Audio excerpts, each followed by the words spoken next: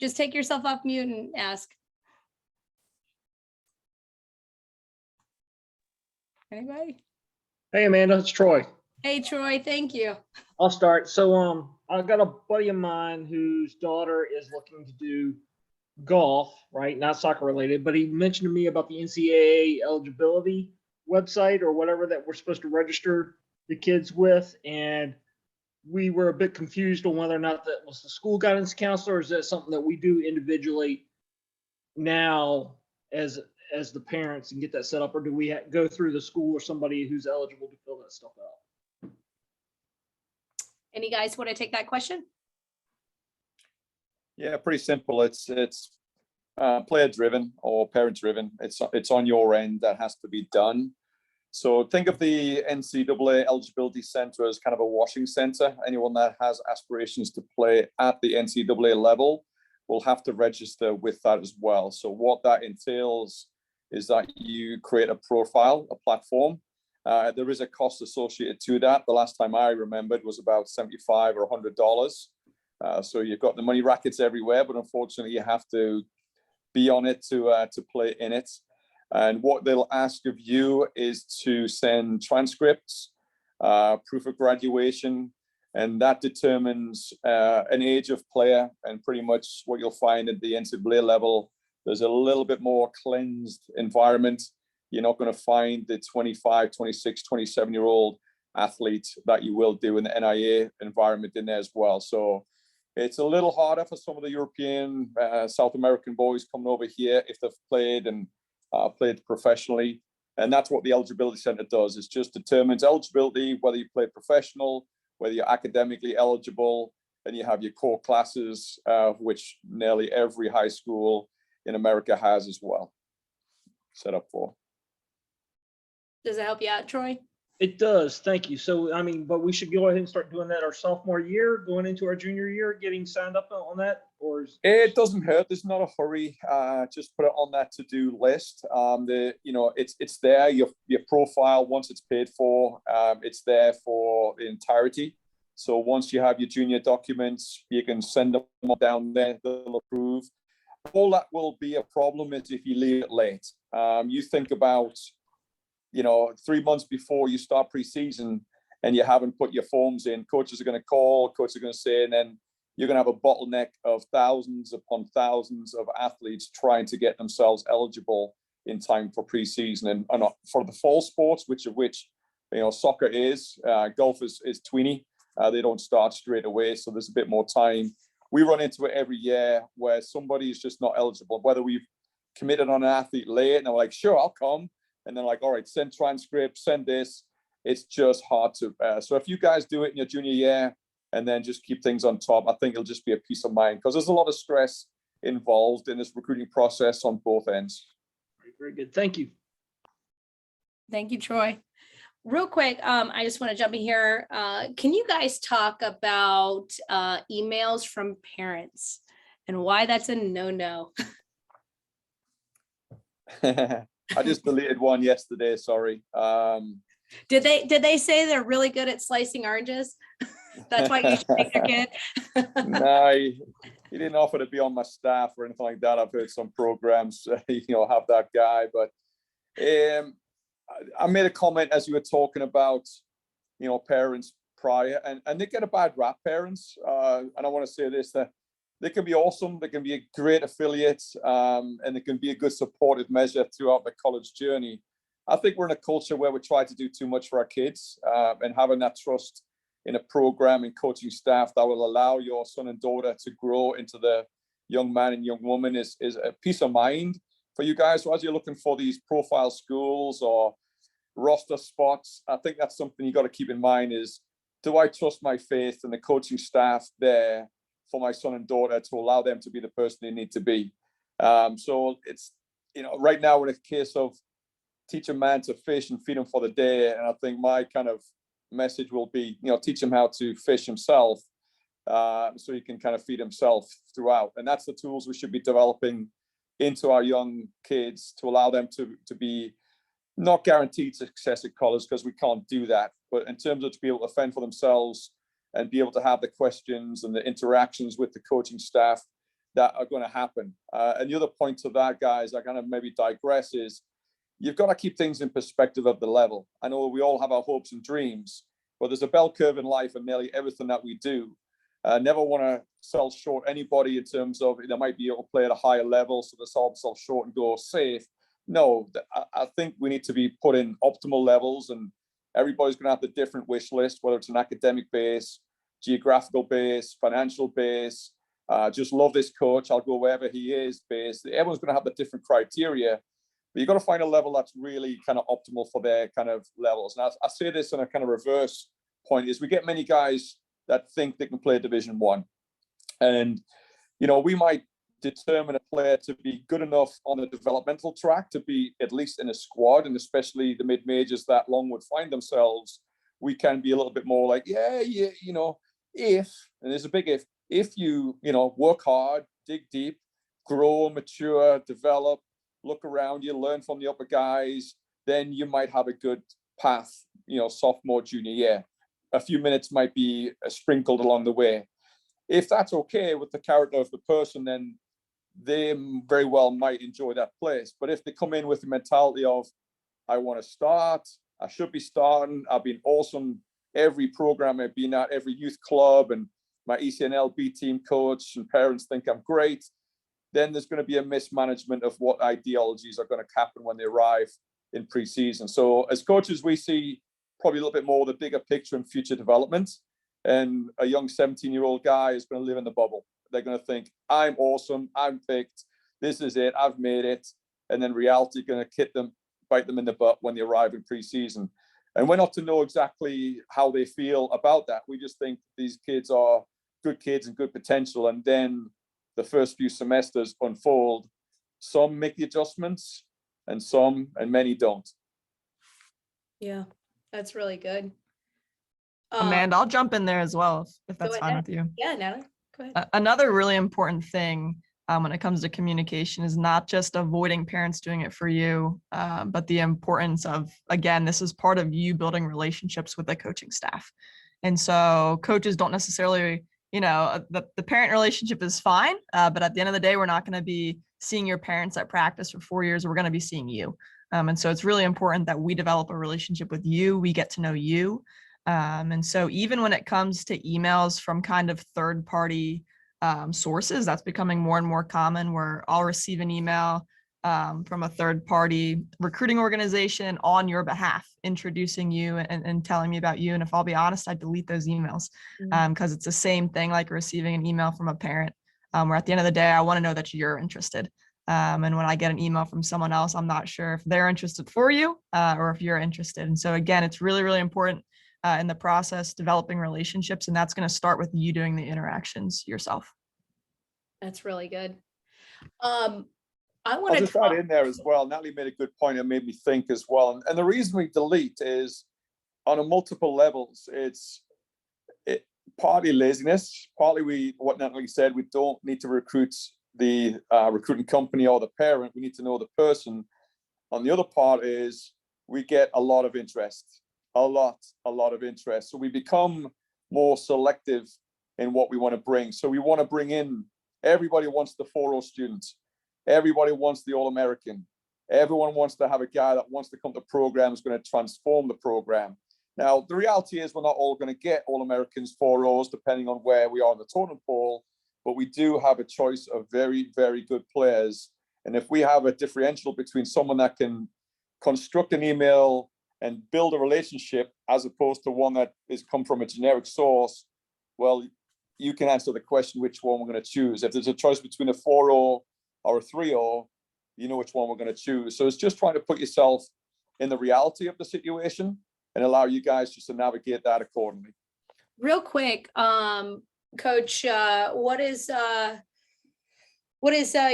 minimum GPA to get accepted to Longwood? That's irrespective, really. I think, you know, while you can get in the school, that still doesn't mean you're going to get into our program, because you're going to have high selection criteria. And as we grow, and every program wants to be, you know, national champ at some point or somewhere they're in. So we're on the growth process. So it doesn't make sense that we've got NC State and we've got levels below that, we're going to take the lesser kid because we play NC State, we play Virginia Tech, we play Duke. We compete well. We understand where we are, so we'll humbly know where we are, but we're not going to take less of a person. The character is the biggest part of myself, and with that, we can coach guys up from being good characters as well. So it's not necessarily the lowest levels that we'll take. That's just kind of we don't operate at them levels.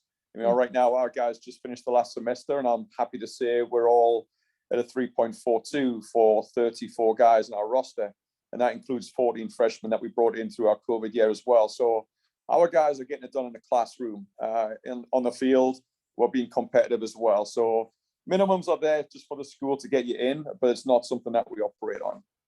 Right. Aaron, Miha, Natalie, where are you guys with acceptance GPA and then the academic standards once you're a part of the team as a student athlete? Yeah, so we're kind of the same way. Getting in isn't super difficult. But for us, we are a very high academic achieving team. We finished both semesters, the fall and this past spring, with a 3.7. So, you know, I'm not saying I'm only going to take, you know, 3.5, 4.0 students. You know, as John said, the character of the person is one of the most important things, if not the most important thing that we're looking for when we're going through the recruiting process. But, you know, if I get something that says I've got a kid here that's a 2.3, I don't know, you know, going through having conversations with them, understanding where they come from.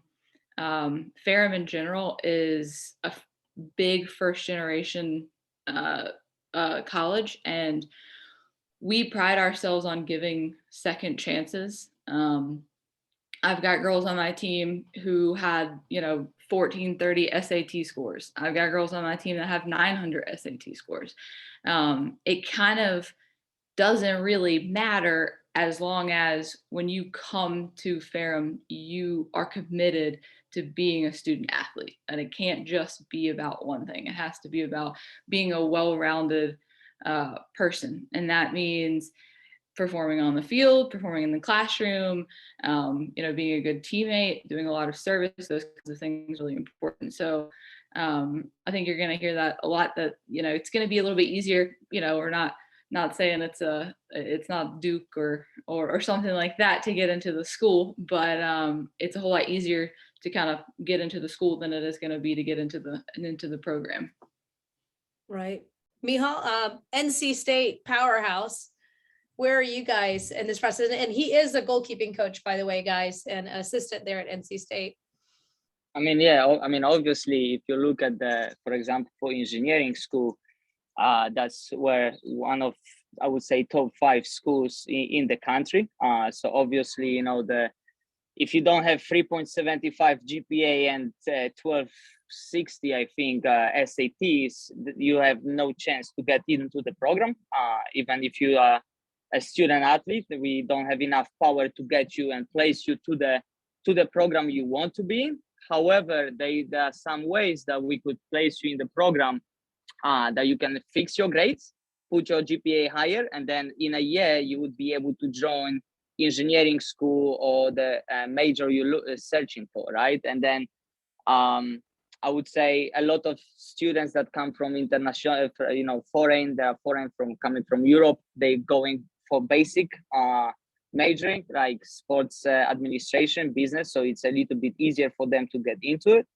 But once again, I would say it's harder to get in. And then as soon as you are in the school, that's where we're coming. And then we have our team rule that we want all our student athletes to be above 3.0. Obviously, there are sometimes some exceptions. If we have people from people that maybe don't speak as well in English, obviously we have some level of patience with them. But as soon as they get older and older, the expectations are higher. But if you don't have excuse in terms of this language barrier, we'll all expect from you excellence on the field and in the classroom, because that's, as soon as you're the Wolfpack team, you're representing the program everywhere you go. And I think, Amanda, you made a great point about the cup.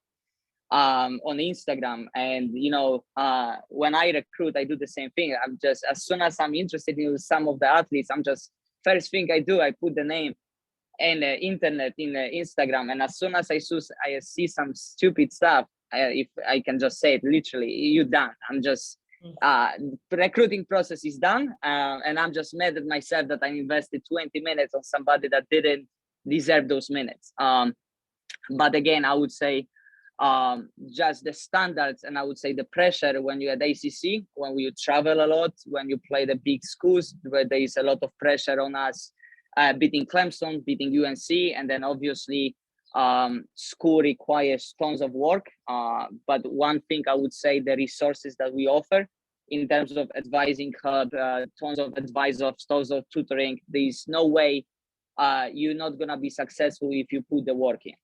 So the more you put in, the more you're gonna get out of the program. Right.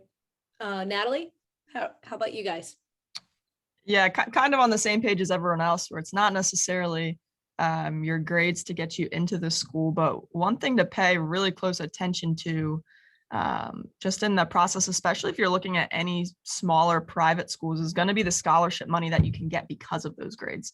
That has a really, really big influence on a lot of the players that we get. They might be looking at Lynchburg and then also looking at, a lower level Division I school, and they're trying to make a decision between, having an athletic scholarship and getting their books paid for and a few $1,000s at one school, or coming to Lynchburg. And if they're a really, really good student, they're going to get a ton of academic scholarship money at Lynchburg, to the point that it might be cheaper than going to that Division I school. And so those are things that, really good students make out pretty well when it comes to that scholarship money. And so that's something to just pay attention to as well. It's not just, what's the minimum I need to get in, but how can you get in and really thrive and get some of that scholarship money as well. That's good. So you guys brought up character and culture a lot.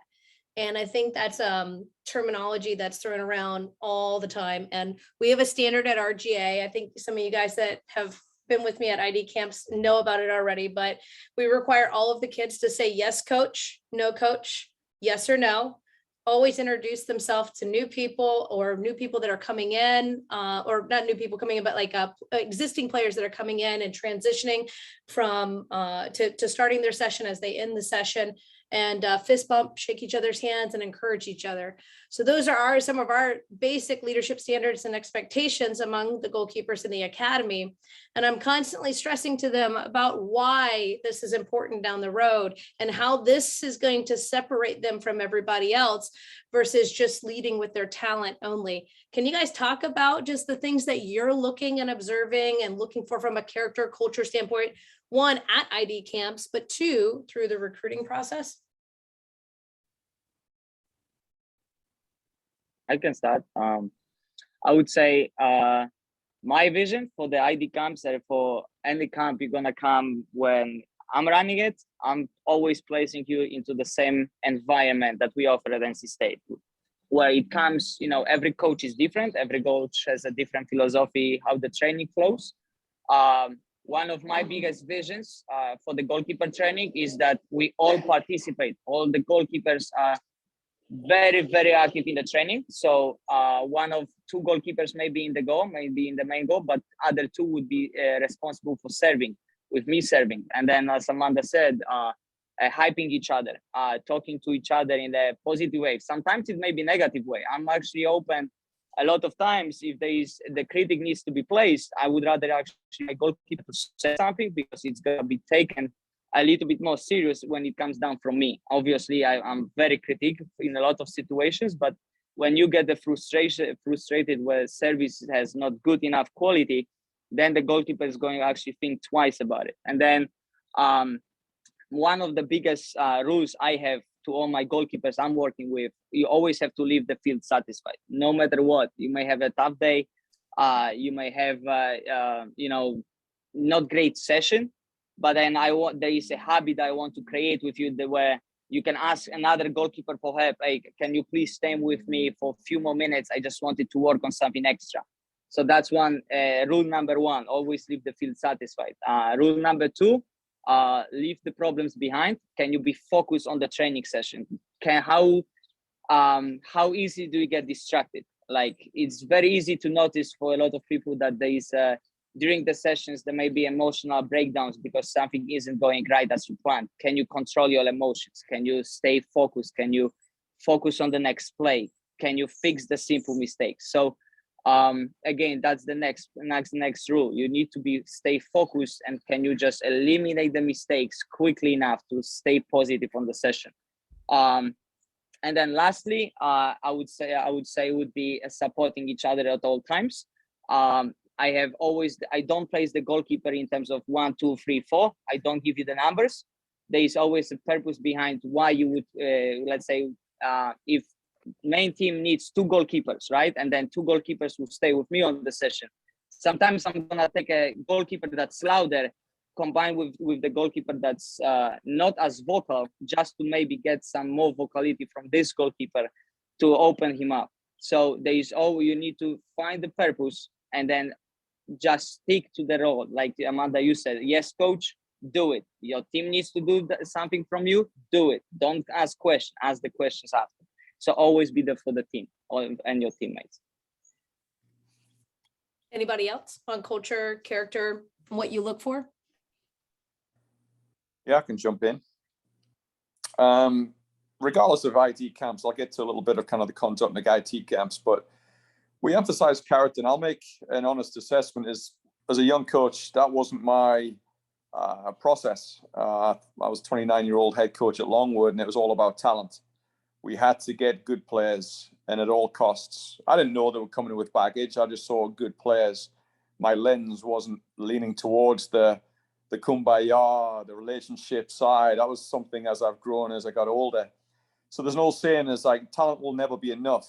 Talent might get you to the top, but character will keep you there. And that's something that's cemented with me in the years following, where I've made mistakes on a guy that had talent, but was hard work. And we all know them. You young guys know the players on your team that are, I don't quite like that guy. There's something about it. I'm not going to be friends. He might be a good player or a good goalkeeper, but I'm not really supportive of that person. And that's what we try and avoid at all costs, bringing onto our program. We know we're not perfect people, but the contrary to that is, if you have bad character, it's a very much a selfish trait. You're going to be internally driven for your success. And if you're a goalkeeper, you can only play that one position, and you're going to have to be very, very good character to be that. What if you're the one that is outed by somebody else that's better than you? Now you're the number 2, you're sitting on the bench. The bad character person will find reason not to be happy. And it's very seldom pointed at themselves to say, well, maybe I didn't train enough. Maybe I didn't develop enough. Maybe I wasn't open enough. Maybe I didn't go out my way to do this stuff. They're going to be more focused on outwardly expression, saying it's the coach's fault. I don't think that other player's any better than myself. They've just got favorites. It happens year after year. So what we want is good character people, because regardless if they're awesome ability-wise or whether they're on the developmental track, we want them to be coachable. And good character people want to be coached. They want to be good teammates. And while they're going to get frustrated when they're not having the minutes, that's understandable. We want competitive people in the program. We want someone that's going to be the best cheerleader as well. So it's a very simple formula. And that's when we recruit, we don't just recruit the videotape. We've got to meet the player personally, the parents. And it's hard for when we recruit internationally because we don't always get that. So it's a bit of a lottery. But if I can get down to your ECNL games, I can get down to some training, I want to see, are you the guy that arrives early or the girl? Do you pick up the cones? Do you fist bump the coaching staff? Do you thank them for the session? Even if you sucked and you let 3 through your leg and you're frustrated, we want to see that, because you will stay on the list if you have character and you're willing to improve through that. If you spit the dummy out and throw all your toys out the pram, as good as you are, it's like that Instagram that Mikhail was talking about, is you're off the list, because we've got so many other options that we can choose. You'd rather go that route. Yeah, really good point. Natalie, Aaron, do you want to add to that? Yeah, I'll add into that, because I think your culture is your identity. And it's who you are, and each program has their own different culture, and some may fit into what you're looking for and some may not. Doesn't mean that any is better or worse, but when you're going through that recruiting process, just trying to figure out what's the right fit for you. But for us, the culture aspect of our program is the biggest thing. I said in my introduction, we're very value-based. We have 5 core values. We have a manual that each girl on the team gets. We do manual time every single day, whether it's during the season or we're in the weight room, during the spring season, whatever it is. We talk about character development every single day. And, to kind of add on to what they're saying, when we're going through the recruiting process, I've said no to girls that I know will be very good for my program because they yelled at their coach, or they berated the referee, or they didn't want to shake hands at the end. They were, yelling at their teammates, things like that. Things I look for as far as like culture, because sometimes it's really difficult to look to find that in a club game when you're watching for 30 minutes or, the entire game even, is, are you positive? Are you lifting up your teammates? Especially for goalkeepers, sometimes it's really, really hard because you may not get action. We may come and watch a whole half that you play and you may touch the ball, twice. And that may be something that just kind of comes into your box.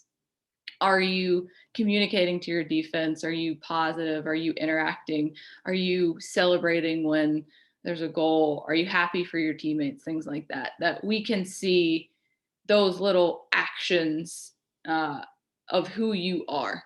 And coaches are looking for that. They're looking for that, good and bad.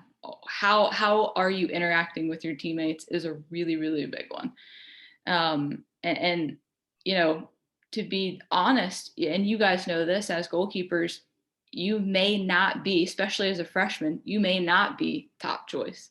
How are you going to react to being second or third in line to be on the field? How are you going to react to that?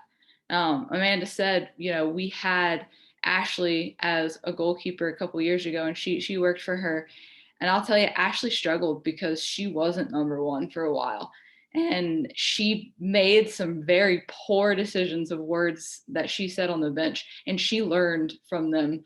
And she'll be the first one to tell you, I learned from this situation. And sometimes you learn more from failure than you learn from being the greatest. So we look for that. We look for who you're going to be.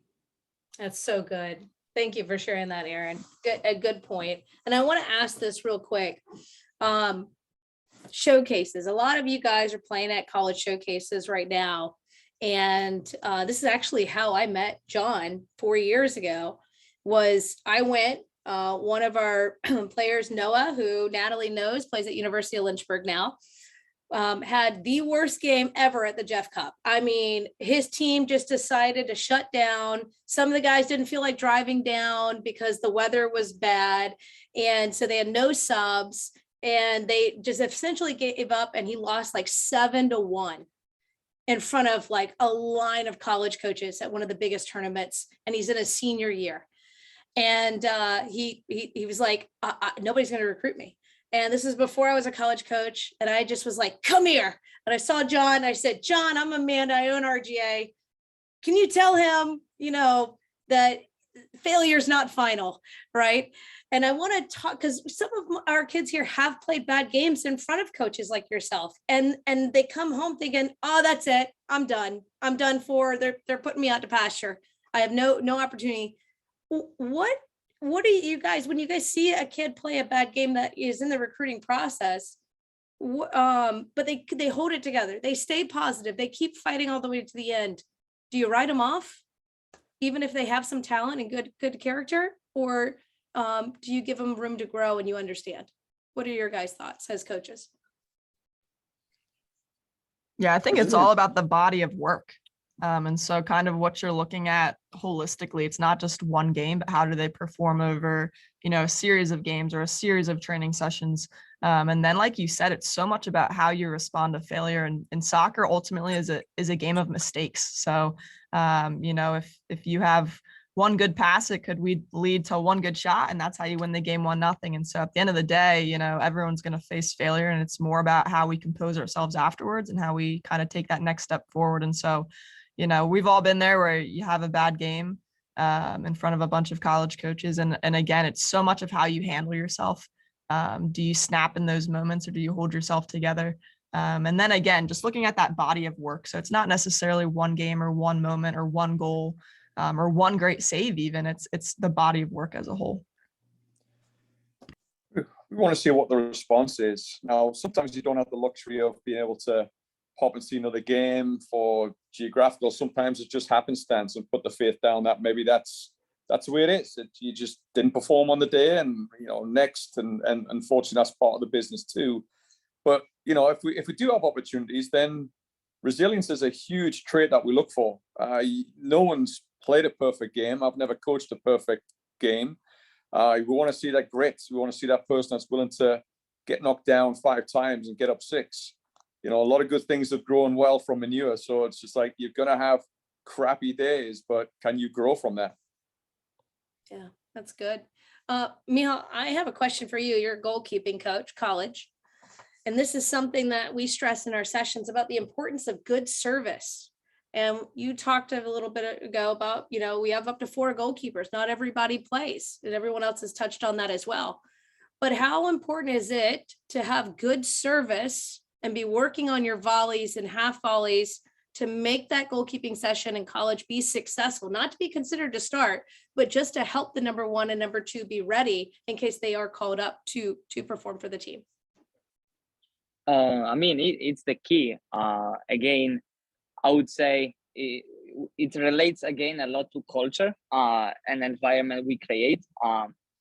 And like I said, I don't like to put numbers 1, 2, 3, 4, but obviously everyone knows who starts the game.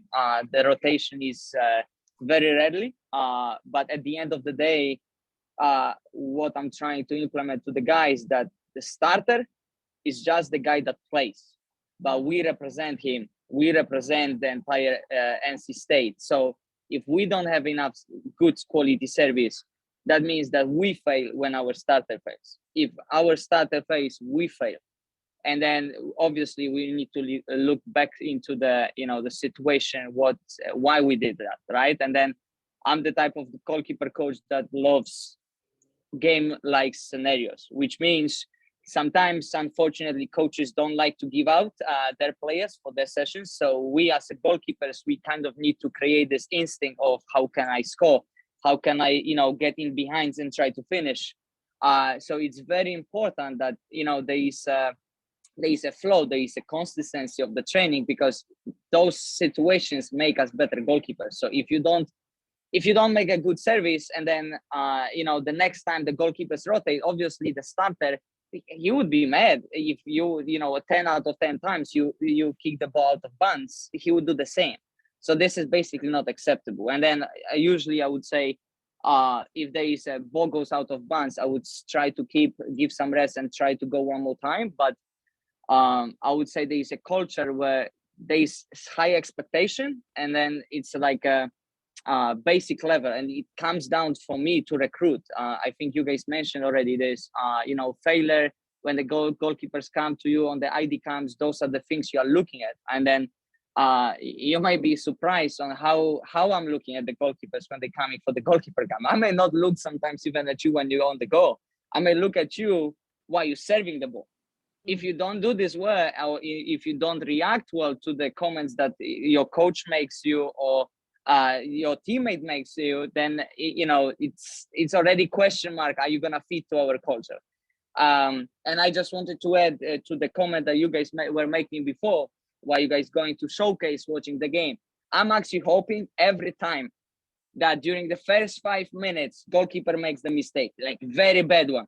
Yes. Every 5 minutes, I'm praying, is this the moment they're gonna make the mistake? Because all I'm waiting for is to see your reaction. How are you going to handle missed cross, how you're going to make a misplay.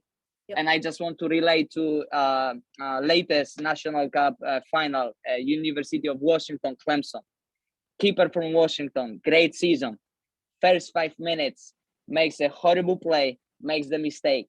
But how he handled it, it was outstanding. It was heads off for that.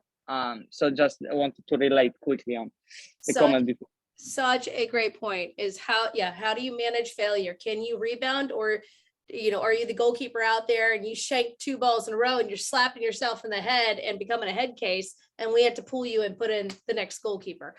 We don't, goalkeeping coaches, tell me if I'm wrong, but you don't want to be in that situation, having to change goalkeepers, warm them up the sideline, do you? No. All right, Sanjay, you are welcome to go ahead and ask that question. Okay, so one thing I had a question about is for kids entering like high school and stuff, how important is it to college coaches that they take like AP and honor classes? Who wants to take that one? I think for us, it's going to be different at every school depending on, what you're looking for, but it's not super important. I think that we're necessarily looking at your body of work and looking at each class that you've taken. I will say, so it's going to be easier coming into school that you've taken some of these classes that give you some college credit. It allows you to take a couple classes that you may not get to take if you were trying to take freshman English or freshman math or things like that. And I think every school is going to be different. Bigger Division I schools, a lot of those you need to declare your majors even before you come in sometimes. If you're going to get into like the School of Engineering or, things like that, you kind of have to do it before. But it's going to be easier for you to kind of have some of those credits before you come into college because it gives you a little bit of more time to figure it out. At Ferrum, we have an honors college that kind of helps with, as Natalie was saying, academic money. And there are some classes that you've got to take with that. And the kids that come in with more of those college credit classes do better because they can take some of those extra classes that help with getting that scholarship money. So it just varies, but it definitely helps. As far as what I'm looking for, it definitely is good. It helps, but I'm not going to turn away a kid that has good academics just because they haven't taken those classes, if that answers your question. Yeah, it does. Thank you. Great answer. So real quick, and we'll open the floor again. I did want to circle back and talk about how do these players build relationships with you when you are talking to them by email, maybe talking to them at an ID camp or they call you. What does that look like, and what do you expect them to say, and how do they develop that relationship with you?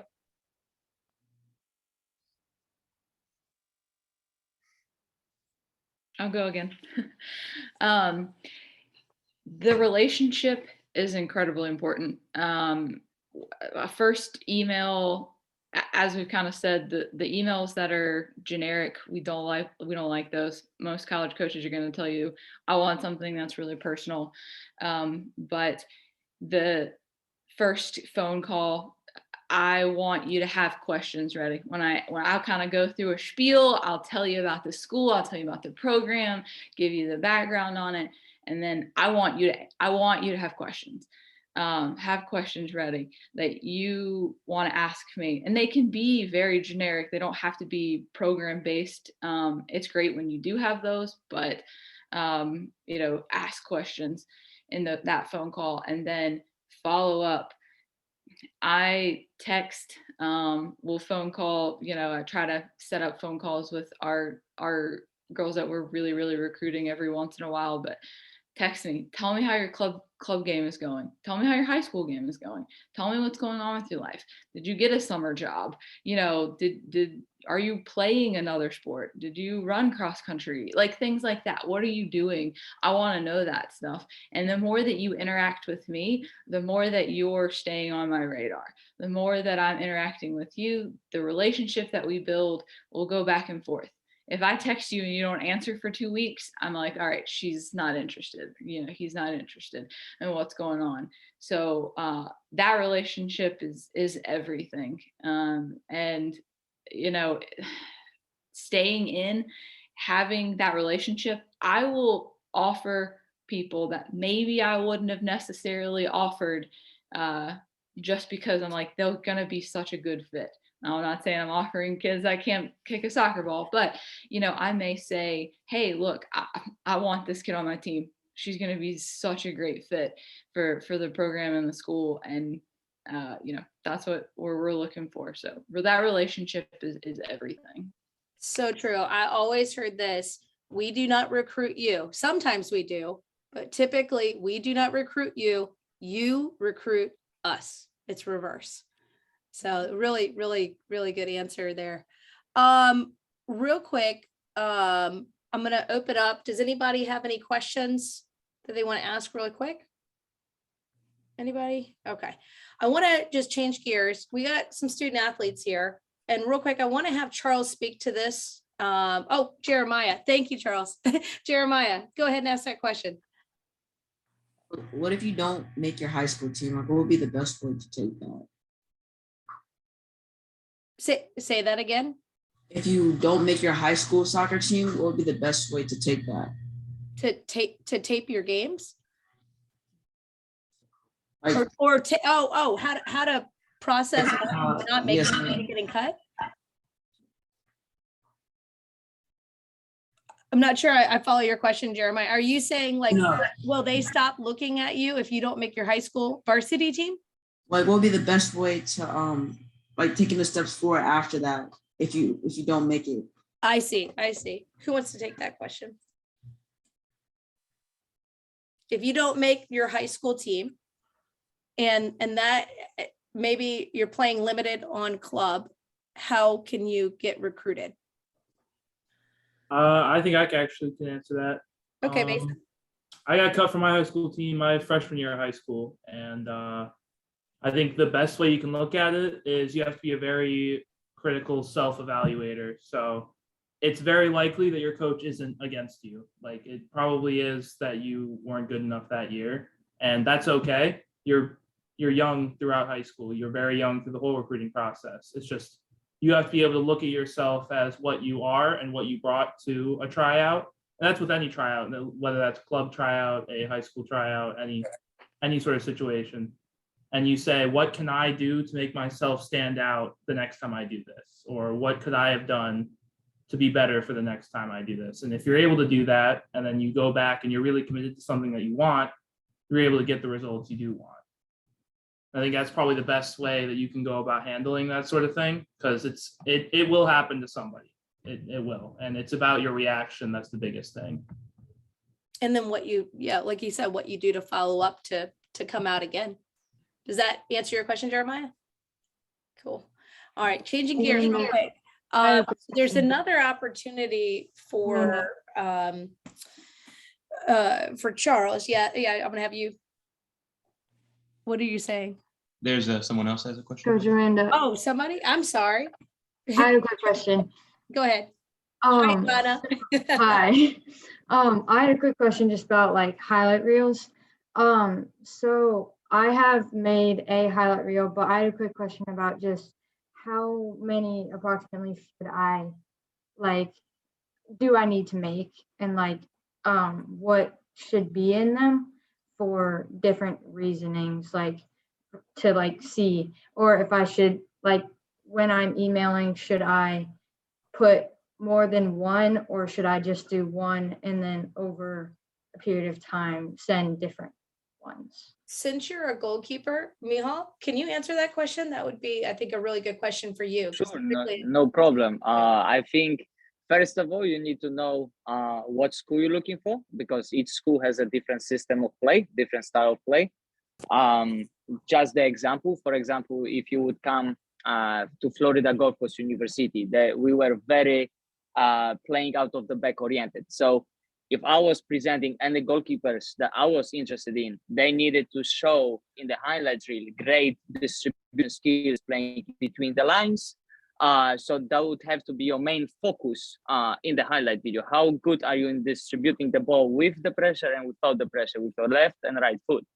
And then going forward, I would just suggest to have the entire highlight video placed in order, right? I like to always put first in the beginning 3 of your best moments. For example, great save on the line, great pass, maybe that you had opportunity to make the assist, and then third play would be that you collected a great cross, and then you coming up again, for example, shot stopping, and then you're putting only, let's say, 45 seconds of shot stopping saves, and then you're coming for 1v1 situations, 45 seconds of 1v1 situations, then you're going to distribution, 45 seconds, and then I would say the best highlights video I've seen it's 4 to 6 minutes. It doesn't need to be longer. I would say I wouldn't watch longer. I don't need to. All I need basically is those 4 minutes to see if I would like to follow up with you. Does that answer your question? Yes, thank you, Coach. No problem. Real quick, I want to have Charles speak to this, and then I'm just going to ask a quick question, 2 quick questions with our coaching interns who are student athletes now, and then we're going to wrap up and we'll answer any questions that may come up.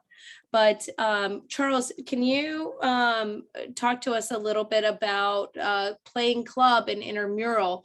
Maybe they go through the process, they find out it's too hard. Just take a minute and a half here and just share with us maybe what that would look like and the demand. Yeah, for sure. So I'm sure it depends on every university, every college. I'm sure it varies a little bit. But yeah, like I said, I wasn't sure about my level. I didn't apply to any type of varsity position. I wasn't looking to be recruited.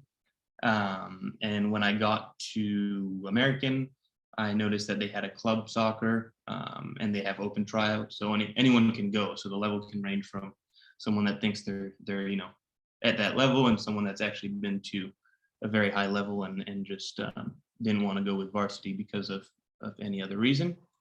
So how it worked where I went was there's a 2-day trial. The first day is pretty much just like technical drills, nothing you haven't done if you've been playing in high school, and then just shooting drills. And if you're a goalkeeper, you're just like in goal for the shooting drills. And then it ends, I think, with like a 7-a-side. And then if you get called back for the next day, I think they cut about half the people, a bit more. And then you just have an 11-a-side against the club team that's already playing. And it's so the reason I quit after a week was it is still very much, if you're still looking to have that structure, that like, being part of a club team, having a community around just your soccer team, then it is still very much that. So you got the training sessions. It was, I think for us, it was 4 times a week, for 3 hours during the day. And it's a commitment that is definitely different to intramurals. So yeah, club, I'd say the main thing is you keep that level at least of discipline that you had in high school. And then intramural is more what I was looking for. And that consists pretty much of just weekend games or weekday games where you can create a team with whoever you want. So you can bring friends, and that the level varies a lot. But it is a lot of fun because, let's put it this way, I'm sure there's competitions. We had, I think, 2 leagues. So you can have 2 levels of intramurals, at least where I went. The first level is like if you want to be a bit serious, tally points. There's then tournaments with elimination at the end of the semester. Or there's just a leisure one where you can just, enjoy your time on weekends. I think it's also mixed in terms of boys and girls play together. And yeah, that's pretty much it. So club, yeah, you have that discipline and training, and then intramural is just for fun. And if you want to have exercise and play the sport that you love, but not the level. If you want to keep playing at a high level. Perfect. Thank you, Charles. Of course. So I'm gonna bring Jake in here and pin his video so you can see Jake, but Luca and Jake both play NAIA Division One. Luca just finished playing in Iowa and Jake plays here in Virginia, Southwestern Virginia. Mason is NCAA Division III, as well as Lainey and Grace. And just real quick, can you guys, I want to be short with us, just take a brief moment, pick out maybe one point of what it's like to be a student athlete. Like what, can you paint us a picture briefly of what that would look like if they were to be on your team? Grace? So for my team, we practice, well, we just finished our spring season, so we had practice like 2 or 3 times a week, and then we had lift twice a week. So that's more of like our low-key season, and then we just had a play day where we played, it was 2 games, but in the same day. So we played like a short-sided game and then like a big 11v11 game. And then in the fall, we practice like Monday, Tuesday, we would have a game Wednesday, recover, practice Thursday, a practice Friday, and then a game Saturday. And then like Sunday, we wouldn't do anything. That would be like our off day. Our team personally didn't really lift in the season. I'm not sure if that's the same for other schools, but we didn't. We usually only lift in the winter and the spring. And then obviously in the summer while we're preparing for the fall. Right. Mason? My schedule is pretty similar. 2 to 3 practices / lifts a week in the spring. That's kind of what the off season looks like. We had a play day this spring where we played 3 different teams, 45 minutes apiece in those games. And then in the fall, you get 6 days on, 1 day off. So usually you have 2 to 3 games a week, and then you have practices on the days you don't have games. And then Sundays is pretty much always the day you have off, unless your schedule gets weird and they need to move that around. Soccer in general keeps you pretty busy when you're in season. A lot of my teammates, and me included, do better academically in season because of the structure that like it brings. You have practice every day, so you don't really have time to do other things. And when you kind of figure that out, and you figure out your time management, it's not as big of a commitment as it may seem at first, just because of the way it's how well it's structured. But that's at least the Division III experience. I know Division I, there's a lot more that goes into it. Right. Luca and Jake, can you touch on maybe the academic pressures and juggling that with training and anything extra that you guys are doing and what that would look like? Yeah, I can tell, because when I came here to America for the first time and 3 years and a half ago, I didn't even speak English at all. I didn't even like know to ask a name for anyone, so it was really hard to me. But like the thing that I got the most, like that I learned the most, that I can trust on the professors. If you ask help for them, they will help you. If you don't understand like something about the class, they will help you. They will be there for you. If you be like honest with them, they will be there for you. So if you do like the right things, if you pay attention to the class, if you go to the classes, if you do your best, they will be there for you. So be respectful with them. And like to find a balance between like the classes and the games is really hard, especially on the season semester. Like we have like games, we have like classes in the morning, 8. I have class 8 in the morning, 8 to 3 p.m. and then I have to go to the practice like 3:45, like 2 hours practice. It's really hard, but it's worth it. You're learning, know people, like guys from different countries is really important to you, like for your life experience, because you're gonna use these like for your job or for your like whatever you're gonna do for your life. That's like the best experience that I have had in my life. I couldn't make like the another choice. I think was like change my personality, change the way that I see for the things, like the way that I take the things more seriously. So that's like my vision about like the soccer and study experience here in America. So just do your best, that give your 100% on the class, on the games, on the practice. ask for help. You're not alone. You have professors, you have your coaches, you have like teammates. You will be your family. So you're not alone. Like, so it's really Luca, can it's very hard for your parents to send you money because it's what, $6 Brazilian for one American dollar. Do you mind sharing what you've done to support yourself while being a Division I NAIA student athlete and also performing academically and not knowing English at all 3.5 years ago? What have you sacrificed and done just so you could play and live here in America? So yeah, that's a really good question because 3 years ago, as I said, like I didn't even know to speak English. So I did this like all by myself. I worked in the facilities at my school to make my money, to pay my tuition, to pay my rent. I don't know if you guys know about like BioLife. I donate my plasma to go there to pay my rent. So that's something like that's really hard, but it's worth, like you learn a lot. You take the things more seriously, like you see the things more in a different way. You grow a lot, like you grow a lot because you're here by yourself.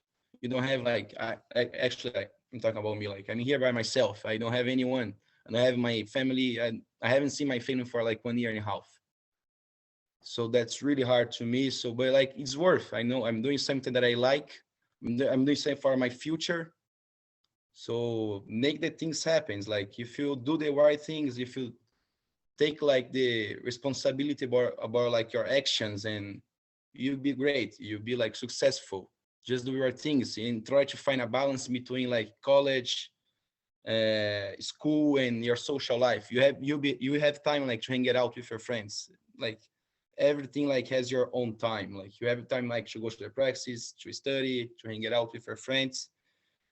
It's hard, but like it's worth it, like I'm very proud of myself because of these kind of things.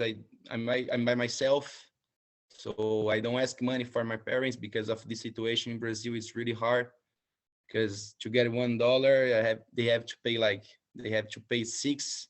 So I just want to be by myself. I want to be like independent person, and I'm really proud. I make my family proud of me. That's what I want, and make the things good for myself and for my family. That's all what I want. So when you like going through like a hard times, just think about your family. Just think what like you have been through, like at that point, and you're not alone. So that's what I say. Like it's worth it.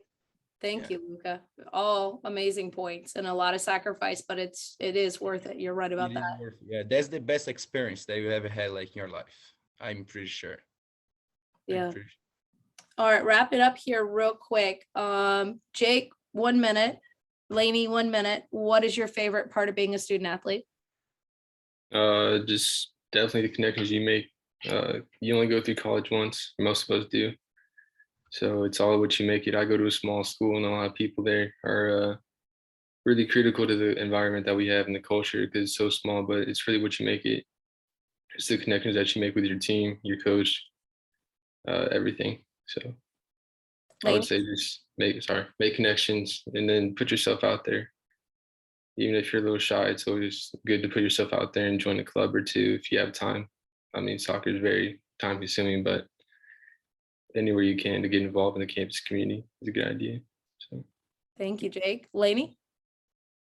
My favorite, I definitely agree with Jake. My favorite part so far is like all the connections you make, all the people you meet. But I'd also say playing at a smaller school, you get to do other things outside of school, which I think is the coolest part. I coach a JV boys high school team in the spring. And I definitely don't think I would get that opportunity to have the time to do that if I went to a bigger school.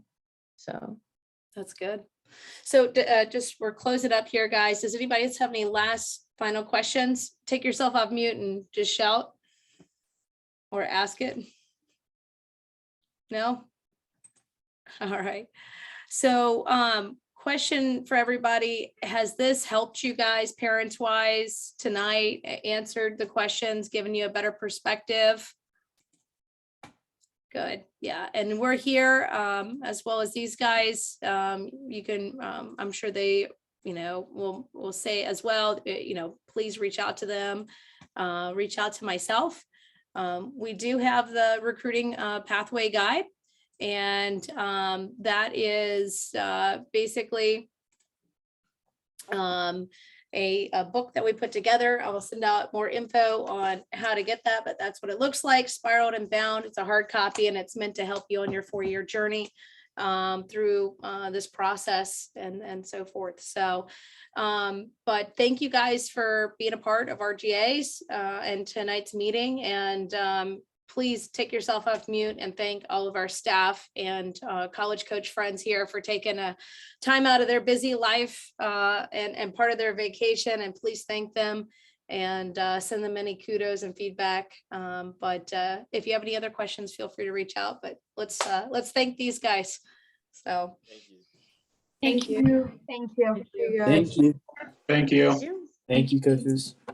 Thank you. Thank you. So, all right, guys. Well, I wish all of you a wonderful night. Thank you. We did go a little bit over on time. Wanted to make sure you guys got the questions you wanted answered, and many of them were good. But we look forward to seeing you. Good luck this weekend if you have games. And summer preseason releases tomorrow. Hard to believe we are less than a month away, and we're excited to have you meet Jake and Grace, who report in 2 weeks. So have a great night, everyone. Good luck, everyone.